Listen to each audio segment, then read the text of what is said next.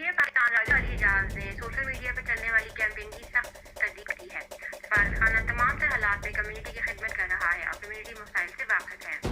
गुज़िश्ता चंद दिनों से social media पर 2 डेड बॉडीज की वीडियो वायरल की गई थी, जिसमें एक डेड बॉडी घर में लावारिस दिखाई गई थी, जबकि दूसरी गाड़ी के अंदर वीडियो वायरल होने के बाद कम्युनिटी में सफीर पाकिस्तान राजा अली एजाज के खिलाफ सोशल मीडिया पर एक मुहिम चलाई गई थी, जिसमें इनकी तब्दीली का मुतालबा किया गया था।